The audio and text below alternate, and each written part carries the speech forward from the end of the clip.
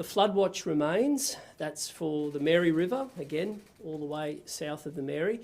And those catchments in many cases are very full, and therefore we're asking residents to stay up to date with the flood watch as well. Overnight, and again this morning, the modelling has indicated the likelihood of a cyclone crossing the Queensland coast has increased.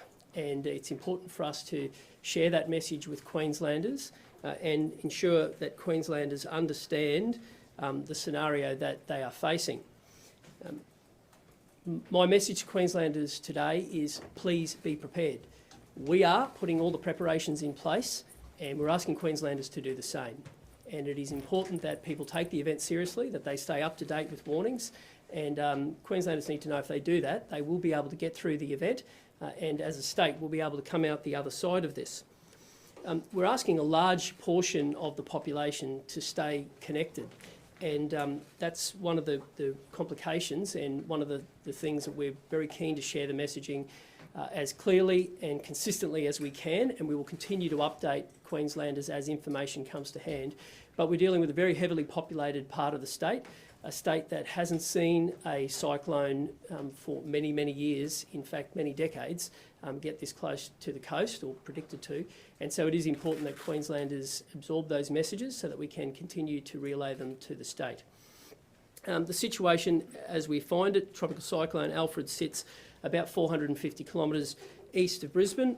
Now, overnight it intensified to a Category 2. In recent hours it has gone back to a Category 1, but that yo-yoing is expected to continue, and the modelling is showing it re-intensifying to a Category 2. So the message remains that all of those models are showing the cyclone at some stage in the next 24 hours start to head towards the Queensland coast in that area, as I said, between Fraser-Gary Island and the border. There are 3 stages of this expected event, and we're asking Queenslanders to be mindful of them. The first is big surf and erosion. The second is the potential for those damaging winds. And the third is the complexity that comes with that flooding. And all 3 of those present a challenge, and therefore we're asking people to stay connected throughout this process. Right now we're seeing the early stages of that, of those waves and that erosion. I mentioned yesterday about some of the waves that we've seen off the coast of the Wide Bay, approaching that 14 and 15 metre swell. Well, off Brisbane today, we are expected to see waves north of 4 metres, and that gives you an indication that despite the fact it's a long way out, there are some complexities we have to bear in mind. I want to unpack our immediate priority areas. Firstly, it's the islands and those bay communities. Anyone who lives on those bay islands, people who are on houseboats, we're asking them to now begin with earnestness and with a degree of being connected to start making their plans and their consideration. We're asking them to stay connected with messaging. Ferry services are continuing at the moment, but that could change in the very near future. So we're asking people who live on those islands to make a conscious decision because there will come a time where you will have to have made that decision to either leave or stay. And once that window closes, we will then support people in whatever decision they make, but it is important that they make that decision fairly soon because that window will close. I mentioned before that we're preparing, and that's why we're asking Queenslanders to do the same. We are using that window at the moment to prepare those islands.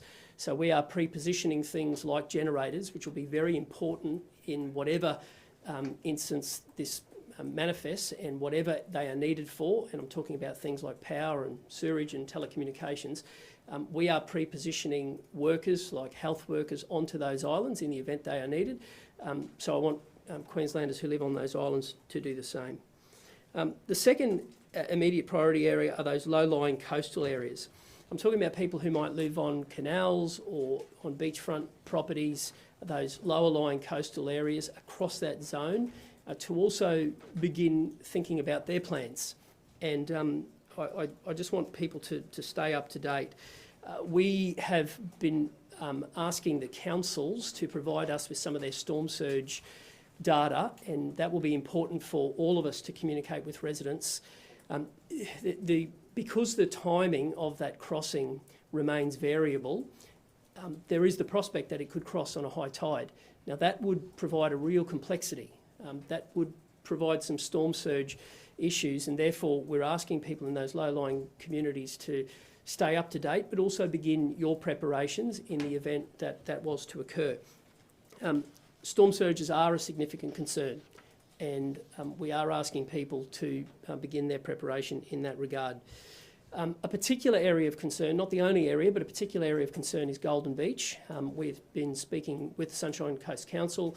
There has been some active sandbagging at the Powerboat Club, but because of some of the breakthroughs at the northern part of Bribie, the impact on that area through the Pumice-Stone Passage remains real. And we're asking residents to consider what the impacts could be on their home. Now again, we've asked Council to provide us their most up-to-date modelling on what storm surge could look like, and when we have that, we will share that with Queenslanders. The Council will be doing the same. But there is an added layer of complexity because of the protection that that part of the island gives, and the fact that it may not be at the level that people have seen over the years. I mentioned about the pre-deployment of assets and infrastructure. We will continue to do that. That's everything from workers in the power space, health workers. We're doing everything we can to make sure that we are as well prepared for this event as we can be, and we're asking residents to do the same. Other focus areas. I mentioned to you yesterday about things like telecommunications, power, and those utilities. We've again had the telcos this morning join the Queensland Disaster Coordination Group, and again we've asked the telcos to do all they can to provide extra capacity to be able to put messages out. They have told us that they won't be doing any of those planned maintenance on the service, which will make sure that they have all of the capacity that they have, and they're looking for every opportunity to do it. There could come the time where we need to send out many millions of text messages in a very short window, and it's important that the telcos are able to do that as quickly as they can. Text messages will not be the only source of information. It's one source, but please stay connected. I'll mention a little later on some of those websites, but it is important that people take every opportunity to stay connected. Today, it's important, if you're watching this broadcast, or indeed if you've been staying up to date with it, just talk to your colleagues at work, sing out to the neighbour at home, just make sure that people are aware of this. We have got ahead of this, and we do have a bit of time to prepare, but it is important that everybody knows that this is a serious impact, and the modelling does show that it is likely to cross the coast, and therefore we want people to be as well prepared as they can be. Turning now to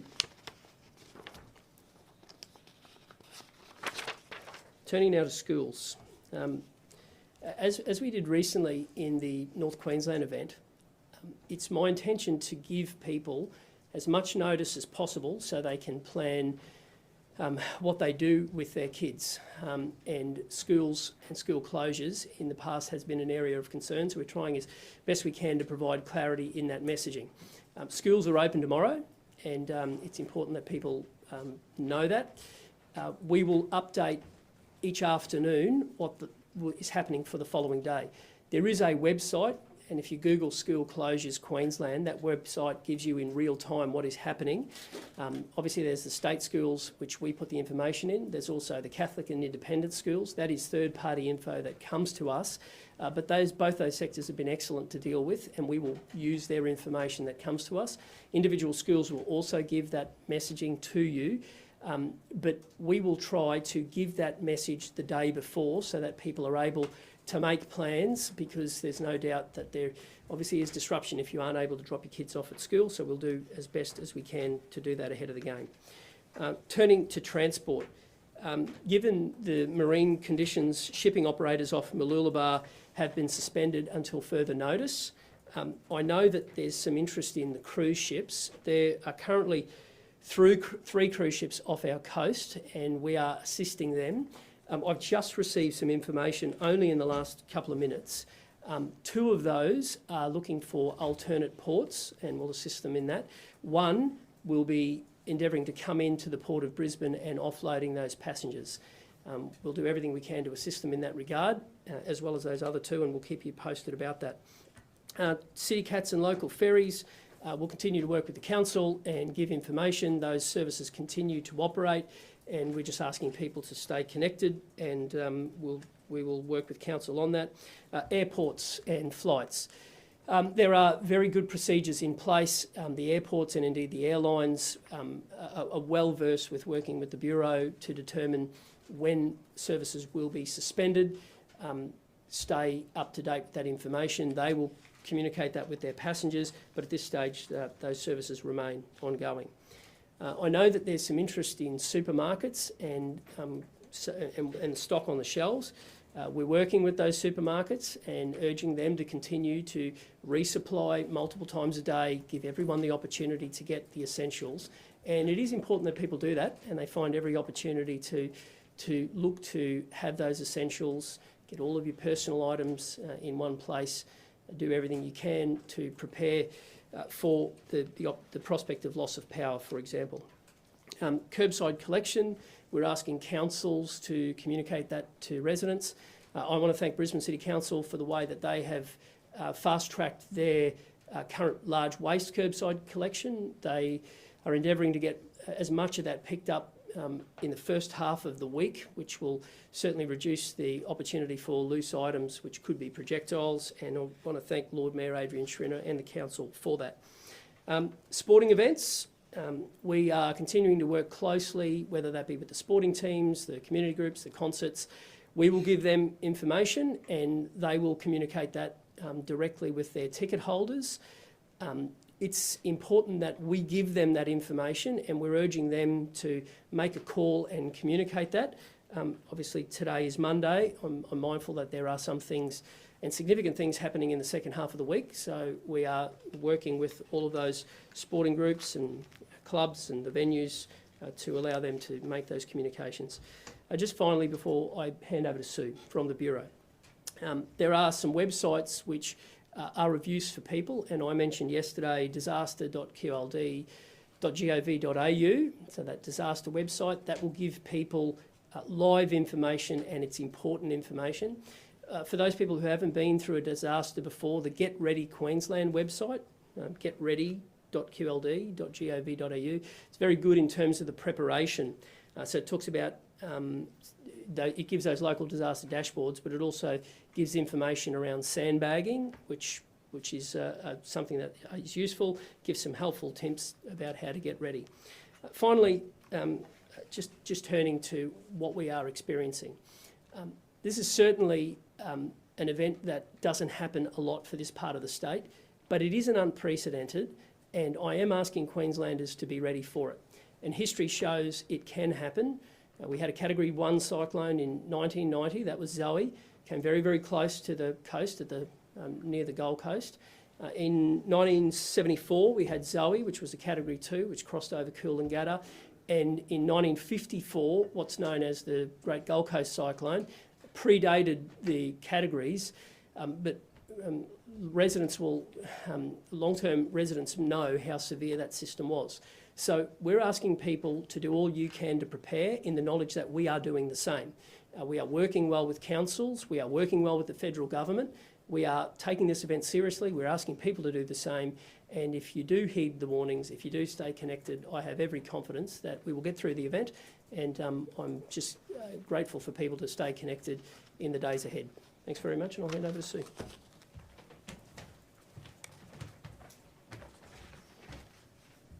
Thank you, Premier, and good afternoon, everyone. As you've just heard from the Premier, Tropical Cyclone Alfred will continue to impact southern Queensland for the remainder of this week. And by that, we mean hazardous conditions about the coast, damaging to potentially destructive winds, and heavy to locally intense rainfall leading to flooding and flash flooding. Currently, Tropical Cyclone Alfred is located off the Queensland coast and, as the Premier said, about 450 kilometres northeast of Brisbane. The system has weakened during this morning, and at the 10 a.m. issue was a Category 1 system. And this is only a slight weakening from the Category 2 system in which it was maintaining in the overnight period. In regards to movement, the system is currently moving in a southeasterly direction at 20 kilometres per hour, and this is slightly away from the coast. But as you're well aware and as you have been informed over the last 24 hours, we are expecting a recurvature of Tropical Cyclone Alfred in the next 24 hours, in which it will start to make a westward track towards the Queensland coast during Tuesday morning. There's also signs that Tropical Cyclone Alfred can re-intensify, and we are expecting a Category 2 system heading towards the coast with more confidence of a likely coastal crossing of TC Alfred later into the week, and that looks most likely Thursday or Friday. So in regards to hazards in which this system will bring to coastal areas, we can expect further damaging surf conditions and abnormally high tides about the coast from around about 1770 down to the Queensland border. And we have observed that in the last couple of days, and we are expecting several more days of those conditions along the coast. So this, of course, is resulting in treacherous conditions for beachside recreational activities, significant coastal erosion, and inundation of foreshore areas. In addition to the coastal conditions, Tropical Cyclone Alfred will bring damaging winds with the expectation that there are likely destructive winds. The damaging winds will commence later in the day on Wednesday, and there is currently a tropical cyclone watch for coastal areas from Sandy Cape to the Queensland border detailing this. As the system moves closer towards the coast, and with the understanding that intensification of the system is likely, those destructive winds are possible through Thursday and into Friday. Finally, Tropical Cyclone Alfred will bring heavy to intense rainfall to southern Queensland areas, and this will bring an increased risk of flash flooding and the likelihood of minor to widespread major flooding. We've currently got a flood watch current for areas from around the Bundaberg area south to the border, and that includes catchments from the Mary River through the Sunshine Coast rivers, includes the Brisbane River catchment, and down to our border catchment areas of the Logan and Albert rivers, and including the Gold Coast creeks and rivers. This situation continues to be an evolving situation, and we do advise communities to maintain an awareness of the current warnings and the advice provided by local authorities. Bureau warnings will be available on the Bureau website or via the Bureau app, or, as I said, through those local authorities who are assisting communities during this event.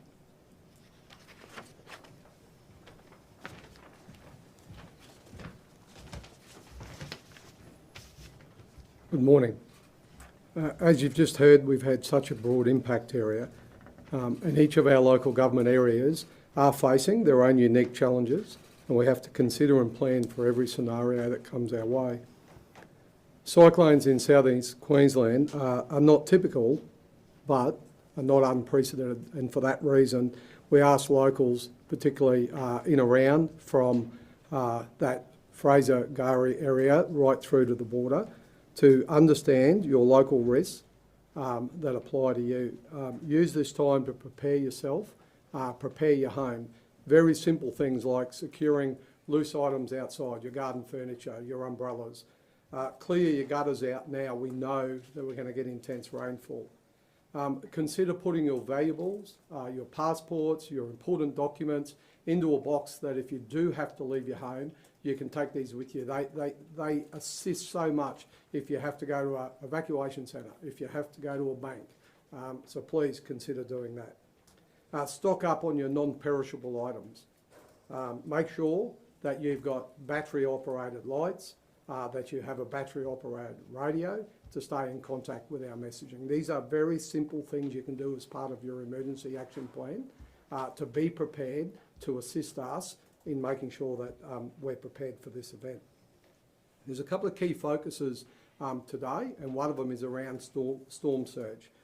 We are working with every local council to deeply understand the impacts that storm tides could have on the areas, particularly around those foreshore areas between Noosa and the Gold Coast. We are really focusing in on those areas and understand those at-risk areas that could be significantly impacted.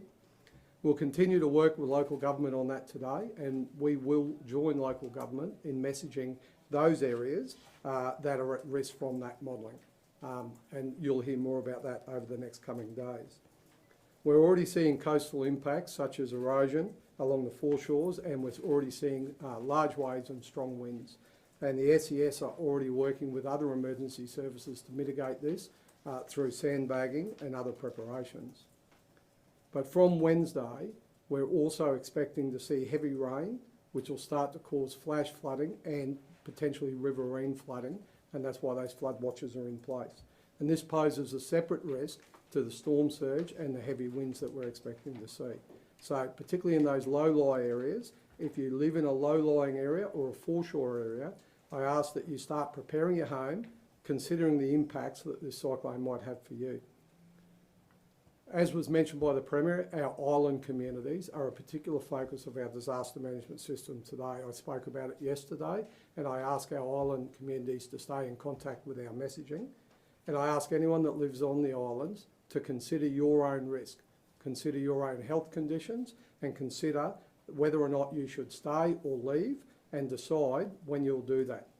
There will come a point where it'll be too late to leave those islands. We're told at this stage, within the next 24 to 36 hours, we'll start to see those ferry and barge services cease to those islands. So if you are making the decision to leave and go and stay with family and friends, please do so.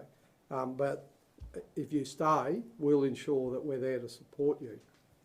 We are working with every district disaster group to ensure that our vulnerable communities have plans in place. So our vulnerable communities, I talk about our rough sleepers. I talk about people with urgent healthcare needs, people who potentially could be in isolated areas. We have plans in place to support you. Our number one priority during an event like this is safety and preserving human life. It's always been my priority as the State Disaster Coordinator, and we are actively working with our emergency services to ensure that our swiftwater rescue crews are ready, that our SES crews are ready, that we've pre-deployed ambulance staff, additional police, fire and rescue and health staff to those at-risk area and our island communities to not only keep those communities safe, but should those communities decide to leave their properties, that we can keep their properties safe. Secondly, we want to protect our critical infrastructure such as power, communications and sewerage.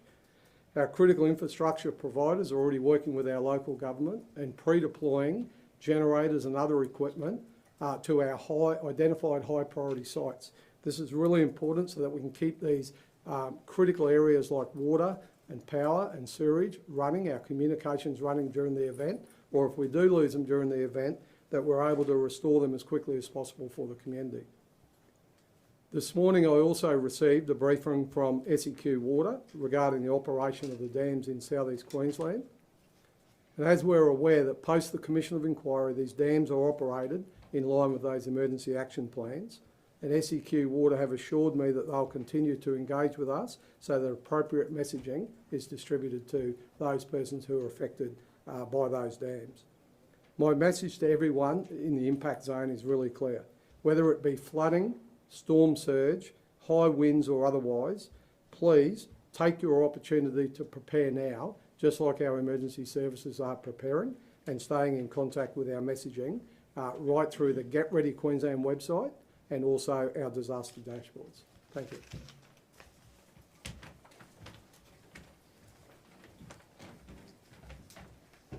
Good afternoon. I'm Mark Armstrong. I'm the Chief Officer for the Queensland State Emergency Service.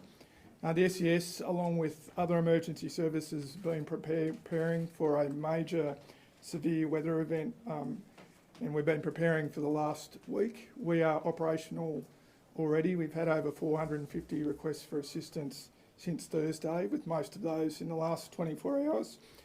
The SES are preparing to move personnel, equipment and resources to support the communities where we think they will be needed, and that includes our storm damage repair teams, our floodboat teams and chainsaw teams. We're urging the people of Queensland in the affected areas to be prepared and to prepare themselves, to prepare their families and their neighbours. As mentioned already, tropical cyclones are different to the storms that we're used to seeing in southeast Queensland. Tropical cyclones may feature high sustained winds that come from different directions than what we're used to, but also the heavy rainfall and the associated flash flooding and riverine flooding risks. The time to prepare is now, and I want to talk in particular about sandbagging.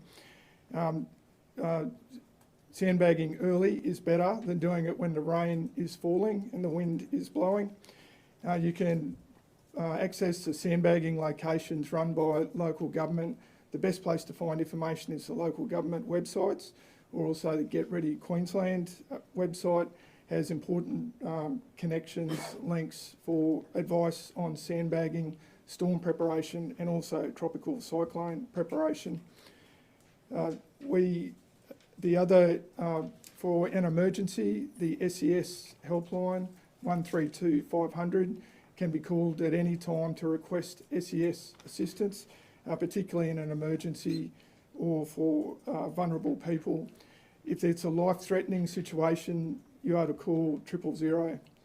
But that number again for SES helpline 132 500. So as we, along with the communities, prepare, I want to acknowledge the work of our State Emergency Service volunteers, and I ask employers, and I thank those employers who've released their volunteers who work for them already to support our Queensland communities, and look forward to that support in the days and weeks to come. Thank you.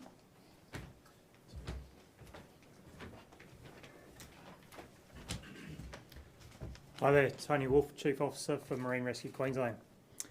We are prepared to support the coastal communities of South East Queensland. Marine rescue services have been mobilised between Bundaberg and Currumbin. These services will be delivered by Marine Rescue Queensland, Volunteer Marine Rescue and the Australian Volunteer Coast Guard Association. We have 22 vessels across 13 coastal bases. 18 of those vessels are specialist medical transport vessels. We urge any vulnerable people living in coastal or island communities or on vessels to consider their location and move early.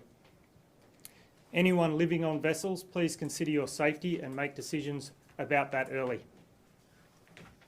We're here to help in partnership with the Queensland Ambulance Service, the Queensland Police Service and the State Emergency Service. If it's an emergency and your life is in danger, please call 000. If you need waterside assistance, please call 131 MRQ, which is 131 677. Our services are delivered by dedicated volunteers and they are more than happy to come and help. To all the boaties in South East Queensland, please stay home. Ensure your vessels are safe and secure and go fishing on another day. Thank you. Thanks, Tony.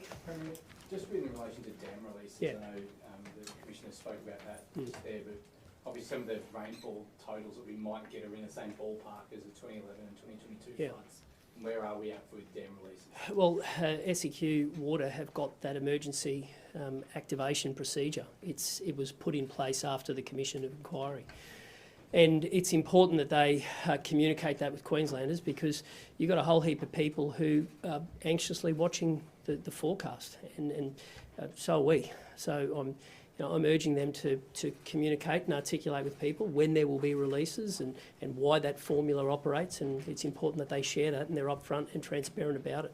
Heading to the cyclone, where's the modelling suggesting landfall will be? Yeah, well, it's broad, so look, there's a few things. The exact timing, the exact location, the exact intensity, all of those models will differ. The one thing that the Bureau is telling us consistently is that the likelihood of it crossing the coast remains really high. And so there is that window between, call it Fraser, Gary Island, and the border. The current model, which you reported yesterday, the current model is showing somewhere around that Brisbane area, and that has remained reasonably consistent overnight. And my message to Queenslanders is to take it seriously, be prepared. We are being prepared, and we're asking you to do the same. And we'll continue to give information. And as the hours and the days roll on, the certainty about where it might cross and the strength it might cross will firm up. But now's the time to prepare. You don't have the chance to prepare in the remaining few hours. Now's the time to do all those little things that make a big difference at the pointy end of that system. And I've had a few people say to me, ask the question about, because this end of the state hasn't experienced cyclones before, what impact will that have? Well, I've seen how well South East Queensland has responded to flooding before. And whilst cyclones provide an added layer of complexity with the high wind velocity, in the end, the flooding is often the biggest concern, particularly to the southern part of the system. So it's very similar in terms of preparing yourself. It's very similar to make sure you get ready in case you don't have power, to have all your documents in a safe location, have tinned food and water, do all of those things. The next layer, because of the prospect of a cyclone crossing, do the little things around your house. So clean your gutters and remove the debris from your yard. But if Queenslanders stay connected, they will stay safe. And history has shown me that if people take it seriously, if they absorb the messages, if they share it with loved ones, family and friends, and they follow that through, people can stay out of harm's way in these events. And that's why information is really important, and that's why we'll share it in real time. On the current modelling, when will it be too late for people to move on? When will it be too late for them to take steps to look after themselves? Jack, it's a great question, but that determines that answer is determined by where you live. So, for example, if you're on one of the island community, your window will close possibly in the next day or so, because your ability to get off it will be taken away from you. That might be different for someone in another area. But that's why people just have to stay connected, and that's why we're asking councils to provide some of those modelling to give some of that confidence. To give you an indication of how seriously we are taking it, we are pre-deploying assets and people into those areas in the knowledge that we may not be able to get somebody there by tomorrow. So we're asking people to do the same. With dam management plans, correct me if I'm wrong, it could be typically at 100% before gates are automatically open. I could be wrong with Wivenhoe. If that's the case, is there enough storage right now to hold the amount of water coming our way? The SEQ water and indeed Sunwater have procedures that they have to follow following the Commission of Inquiry. And I'm urging them to be upfront with people, explain what they are, explain what those percentages are, and explain when that occurs, and obviously things that impact that is potential for rainfall, when it does fall, where it falls, and how those dams that are interconnected relate and what they release first. But it's important that they share that with Queenslanders. That's my message to the water operators. Just one moment. But post Commission of Inquiry, there were some very, very strong things that came out of that. And what it said is that it was up to the head flood engineer to determine based on percentages and rainfall as to when those releases occurred. Now, that's not a decision of myself or Shane. That's you on where they're at. Yeah, Shane and I both had a briefing this morning, and we've asked them to communicate that. It's important that they do. And obviously, the reason why the questions are so valid is there is water in the system at the moment, and you do have catchments that have had rain. So on the back of it, that has to be factored into their modelling, and we're asking them to explain that, because that's important to people. From the point of release to when you might see that in the CBD, there's a few days in that. So it's important that they're upfront with people, and as we are with our information. But I stress That is a decision of SEQ Water, and it is an independent decision, and that came out of that Commission of Inquiry. Have they told you in your briefing this morning, have they told you about any water releases or dam releases over the next 48 hours? They will make that decision and communicate it, but no, we haven't been told when those releases will occur. Why are they not here then to communicate that to people? People are Well, very concerned about it. Very much so, and I've asked that they do that. And as I said, it's important that that information happens, and we're asking them to put that communication out today. Can South East Queensland homes handle the winds that are coming? Yeah, it's a good question. Based on the severity of the system, I'd be very confident that it can. You don't need to take windows or anything? Well, those preparations as we get closer to the event, and at this stage, as I said, the system has yo-yoed between a 1 and a 2. We'll be upfront with people as to what that looks like, and we will also give information through the Get Ready website about what good preparation looks like. Good preparation is the same at one end of the state as the other, so make sure you don't have things lying around your house, make sure your gutters are clean. In terms of things like other levels of preparation, we'll be upfront with people as it gets closer. The big risk remains storm tide inundation for those lower lying areas. That's why the council modelling is so important. So we'll continue to put forward what those rain forecasts look like, and then we'll work with councils to communicate that.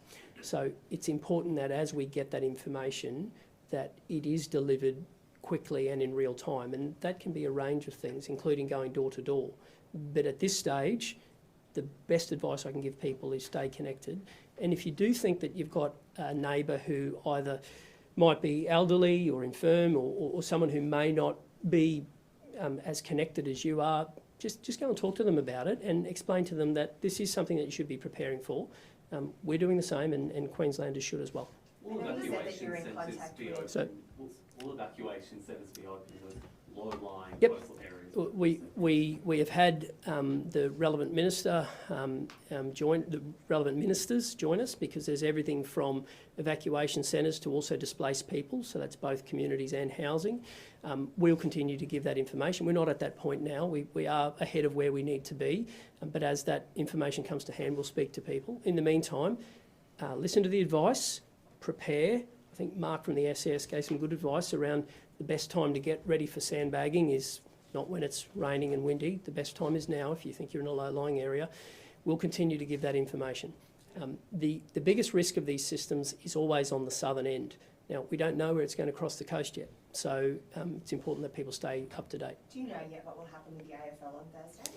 I've spoken to the CEO of the Lions. I've spoken with many of the different groups. Now, we'll give them the information, and Lions and the AFL will be able to make an informed decision. We'll give them that, and there's plenty of time. It's Monday. They don't play until Thursday.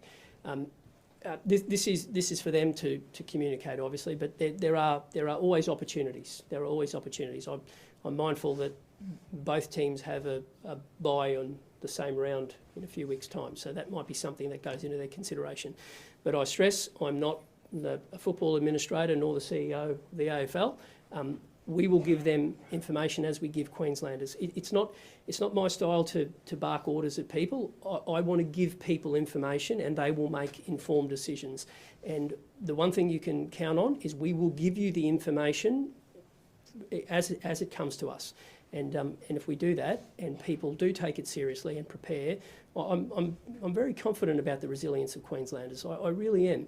And yes, it's been over 3 decades since we've seen something like this, and half a century since a cyclone crossed the coast. But that doesn't make people in Queensland in the southern part incapable of handling it. I've seen how well they've handled floods, and I've got every confidence they will. If they prepare calmly, we give messaging in a clear and concise way, people will get through it, and I have every faith in that, in people getting through the other end. Have you been in contact? Actually expected to hit Brisbane. Is it going to come ahead of the cyclone touching down? Well, so I'm sorry, I didn't. When is that rain expected to actually hit Brisbane? Yeah, well, look, obviously, the system, and Sue explained this, the system does, people will start seeing signs of that increasingly in the days ahead. You're already seeing that. Some of those waves off Rainbow Beach were quite frankly, huge. And we're seeing that now. Right across the coast, people are seeing the early signs of that. But there will be rain ahead of the system crossing. The biggest risk is on the southern part of the system. That's always the way, and history has shown us that. That's why we'll give as up-to-date information, and every day that goes by, the modelling firms. So at the moment, we're talking about somewhere between Fraser-Gary and the border. Every day that will tighten a little. But people still need to be prepared, they still need to keep their wits about them, and if they do that, I'm very confident that things will be okay. And You I know mean- building codes differ from Far North Queensland to Brisbane. Will they Category 2 storm or Category 1 hit differently here than it would up north? I'm very confident that people will be safe. I genuinely am. And we'll continue to give people information. If, as the system gets closer, if it intensifies, we'll articulate that to people. But I am extremely confident if people heed the warnings and they do that, they will be fine. Have you heard that a lot of businesses have moved or have already alerted their employees to work from home towards the end of the week? Again, a good question, but that's for the individual business. And each business will take a different approach, and we'll give them that information. And if people do believe that's the best thing for their employee, well, they should do that. What we'll do is give people the information, and particularly how it relates to school, because that impacts parents massively. So you won't get a mad scramble where in the morning you'll get a frantic message that school's closed. The decision will be made on the day before and then updated on that morning so that people have every chance. And no system will ever be perfect, but if we give people as much warning as possible, that will help them be able to plan their lives. Likewise with the airports having to give messaging about what that looks like, because that's obviously contextual as well. What's the likelihood of school closures at this stage? Oh, look, if the system is crossing the coast, very strong. And the modelling has shown that the likelihood of the system coming to the coast has firmed, and it's firmed every day. So, you know, if that was to occur, well then we'll give that messaging and we'll make sure that it's across that area. But we're not at that stage yet. School is open tomorrow and kids should go to school, and parents should send their kids in the knowledge that they will have a full day tomorrow at school. Have you been in contact with the Prime Minister, Yes. particularly about deployment of the army? Yes, I have.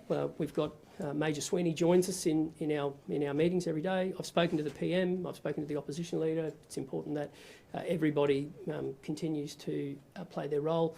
And I have to make the point: the Federal Minister for Emergency Management was one of the first people on the phone. She dialed into the meeting yesterday, and we genuinely have a desire to work across all three levels of government. It's important that that happens, and if that does, it gives people the knowledge that things are well planned, that it's being dealt with in a calm and methodical manner, and it's important in whatever the recovery phase looks like that all three levels of government are rowing in the right direction. We've already spoken to Council about the importance of mobilising some of their contractors, for example, in areas, because if you do have a portion of debris or flood-impacted items, it's important that people see that, the uplifting quickly. My view is post-disaster, whatever it looks like, what the community want to see is everybody taking it seriously and everybody doing their bit. Right now, we're in the other part of the phase, and that's preparation. And if you do that preparation, you minimise the need for your recovery. But whatever occurs, we'll be there for the long haul, and I'm very confident Queenslanders will get through it. I genuinely am. Those cruise liners that you spoke about coming in, those three, is Brisbane their final destination? Well, in the case of two of them, and Jacqueline and I just got this moments before, but in the case of two of them, they are looking for alternate ports. One of them, who has a pilot on board, will be coming into Brisbane and offloading those passengers. Do you know We'll update, no I don't, but we'll update what those other two are as well. Do you have concerns about panic buying at the supermarkets? Yeah, but the message to the supermarkets is restock the shelves as much as you can, and Queenslanders to heed the warning and buy what they need. And that is an important part of the process. It is important that people have sufficient food and water, and I understand why Queenslanders want to do that. That's important, and it's important for the supermarkets to do their bit as well. Should people be preparing for days without power? It's you've been around long enough, Jack. You know how disasters work. It depends the severity of it, but you should prepare to be without power, and you should prepare to have your bottled water, and you should have your spare batteries spare charger for your phone, and you should have batteries for a radio. You should have all your documents in one location. There's no harm preparing and then not needing it. The harm is in not doing the work, and then when things become in a perilous situation, if it gets to it, not being ready. So just do the little things. If you do the little things, people will get through it, and I have every faith in that. Is Queensland Police and Queensland Fire looking to move personnel from up north down south to increase numbers? Very much so, as will Ergon, and we saw the same in reverse less than a month ago. And that's the joy of the way our system works. And we are a very decentralised state. That provides challenges, it also provides opportunities. And I might also take the opportunity to also thank the local government sector, councils who are getting help from councils who are in the firing line now are already returning the favour. And I think that shows a lot about the way that people work together in events like this. And just on that, to the residents of North and Far North Queensland, your recovery will continue. This is a very important that we prepare the other end of the state, but the work on the recovery continues. We're continuing to meet. We've got the coordinators on the ground, and we are making sure that we stay true to the things we spoke about the rebuild and embedding resilience. We've already spoken about an individual fund to help homeowners who have been impacted. That's rolling out quicker than ever before. So we are focused at both ends of the state, and they're at different stages. One's picking up the pieces and doing it with true grit and determination. The other is heeding the warnings and getting ready for whatever comes their way. But one thing's for certain is it's a testing time of year, but it's a state that's full of people with a hell of a lot of ticker. Has there been any progress on any state government support for Star Casino? I'm just going to, before we go to that, and I will go to that, are there any more questions disaster related? Because I'm mindful there are people who are dialing in for that. Yes? Yeah, just wanted to touch on panic buying in supermarkets again. Yes. What are the contingency plans there? You mentioned you've spoken to some of the major providers. Yes. This morning. We have. The Deputy Premier leads that, and he has been on the phone for a couple of days now. The challenges with what we saw in North and Far North Queensland was around the lack of connectivity. That doesn't exist in the southeast, and it certainly doesn't exist now. So my message to the supermarkets would be get in and serve your customers and restock the shelves and do all you can. That's important. We're asking Queenslanders to do the right thing, and that means the supermarkets have to as well.